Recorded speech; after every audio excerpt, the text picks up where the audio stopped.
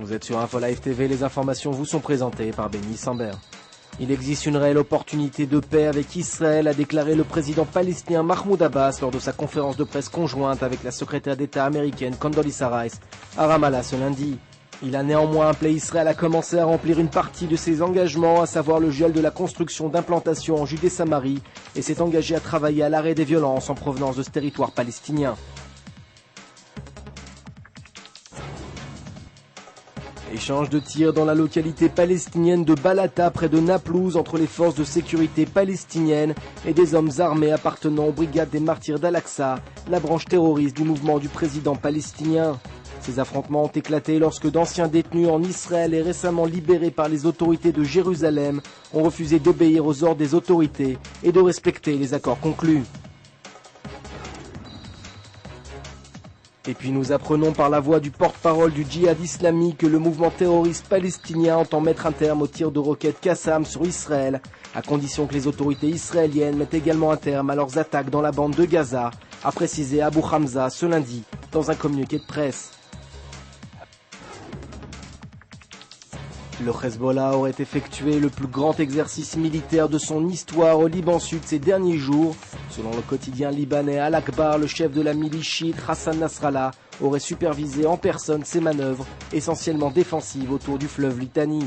Toutefois, le Hezbollah aurait également procédé à des essais de tirs de roquettes et d'obus. Au cours d'une cérémonie qui s'est déroulée au Technion de Haïfa, les cartes d'étudiants du navigateur Ronara, disparu il y a 21 ans, et du réserviste Ehud Goldwasser, kidnappé par le Hezbollah en juillet 2006, ont été remises au doyen de l'université, qui les conservera jusqu'à leur retour. C'est ce qu'a précisé le porte-parole de l'Institut technologique de Haïfa.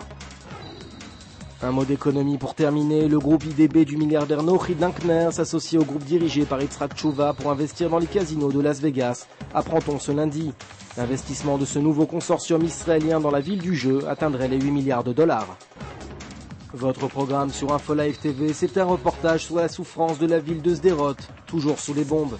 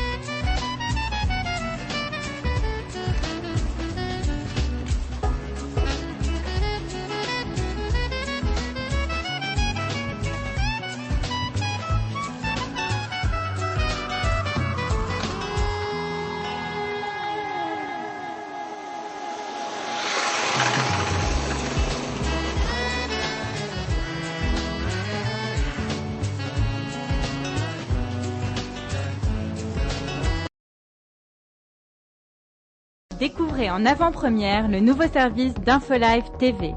Recevez gratuitement chaque jour, en vidéo, les informations d'Israël et du Proche-Orient sur votre mobile. Pour vous abonner, entrez sur notre site www.infolive.tv et cliquez sur la bannière Service téléphone mobile. Aujourd'hui, le monde entier parle d'Israël. Mais qui parle d'Israël au monde entier, en temps réel, en 4 langues et en direct de Jérusalem? InfoLive.tv, la première chaîne de télévision internationale israélienne. 24 heures sur 24, 7 jours sur 7, suivez de l'intérieur l'actualité d'Israël et du Moyen-Orient. Des reportages, des interviews, un grand journal et des flash infos en images dès que l'actualité l'exige. InfoLive.tv, votre regard direct et vrai sur l'actualité d'Israël. Retrouvez InfoLive sur internet www.infolive.tv.